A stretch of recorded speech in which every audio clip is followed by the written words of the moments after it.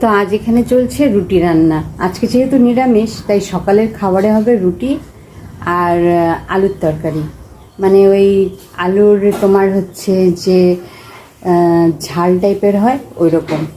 যেহেতু নিরামিষ তাই এটা খেতে ভালো লাগবে। এখানে হচ্ছে রুটিগুলো আমি বেলে রেডি করে নিয়েছি আর এখানে তরকারিও রেডি আছে, বুঝলে? পরে বাড়ার সময় একবারে দেখায় নেব। চলো রুটি বেলাগুলো শুরু করি। রুটি ভাজাগুলো একটু একটু করে সুন্দর সুন্দর করে, একটু ধৈর্য ধরে থাকো, দেখো কিভাবে কি করি আমি। কারণ তোমাদের হয়তো ভিডিও বানানোর পর শেয়ার করেছি, কিন্তু রান্না করার সময় এভাবে কোনো সময় করিনি। তাই তোমরা অনেকেই ভাবতে পারো দিদি করেছে তো। হ্যাঁ, আমিই করি। যে রান্নাগুলো আমি শেয়ার করি সেগুলো বেশিরভাগ সময় আমিই করি, বুঝলে? তো এই যে রুটি বানানো চলছে, ঠিক আছে? তোমরা একটু ধৈর্য ধরো, বানানোটা হয়ে যাক।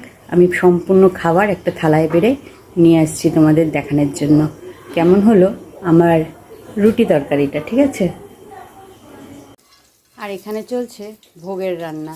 আমাদের বাড়িতে কিন্তু ষষ্ঠী, সপ্তমী, অষ্টমী, নবমী, দশমী ভোগ হয়, তারই এখানে প্রিপারেশান চলছে। ভাজা, তরকারি, পায়েস, তারপরে তার মধ্যে থাকে খিচুড়ি, সব কিছু রান্না বাড়িতে হয় এবং বাড়িতে পুজোও হয়, তারই এখানে প্রিপারেশান চলছে। সঙ্গে থাকো, সম্পূর্ণটাই নিয়ে আসবো। তো আমার রুটি বানানো হয়ে গেছে, এই যে সবগুলো এখন খেতে দেবো। হ্যাঁ, অবশ্যই প্রথমে আমার মেয়েকে দেবো, কারণ সে বসে আছে অপেক্ষা করে। আর এটা তার স্পেশাল থালা, এক একটা থাকের মধ্যে এক একটা দিতে হবে, একবারে তো দিয়ে যায় না, পরে আস্তে আস্তে দিই। একটার মধ্যে তরকারি থাকে, একটার মধ্যে মিষ্টি থাকে, আর একটার মধ্যে থাকে টক দই। আর যদি মিষ্টি না থাকে তাহলে কোনো একটা ফল, যেরকম শসা, কলা দিতে হবে। এটা রুটি দিলাম আর তার সঙ্গে এই যে সবজি। এটা কিন্তু ফিল্টার লাগানো না, ফিল্টার ছাড়াই সবজির রঙ এমনই এসছে, কারণ এটা নিরামিষ, কোনো পেঁয়াজ রসুন থাকবে না। তো একটু লাল লাল সুন্দর করে দিলে বাচ্চারাও খুশিতে খাবে। আর হ্যাঁ, এখানে কিন্তু আমি লাল লঙ্কা ইউজ করিনি, যেটা করেছি সেটা হচ্ছে টমেটো, যেটা আমার মেয়ে খুব ভালোবাসে খেতে, ঠিক আছে? তো চলো দেখতে থাকি তার রিয়াকশান। এরপরে টক দই দিব। আর হ্যাঁ, বাকি রুটিগুলো ঢেকে রেখে যাই, নাহলে আবার আমাদের এখানে কিন্তু প্রচুর বানরের উৎপাত আছে, তোমরা জানো? বানর আসে।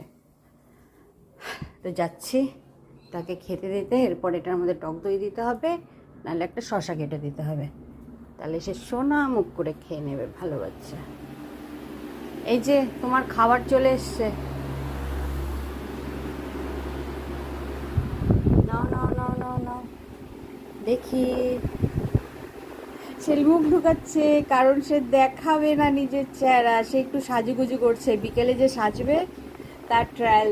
এদিকে আমার অবস্থা ঘেমে নিয়ে একাকার, পুরো ঘেমে গেছি রান্না করতে যাওয়ার সময়, সকালে ওর রান্নার তৈরির সময়। আর ও বসে বসে সাজুগুজু করছে, বিকেলে ঘুরতে যাবে না তার জন্য।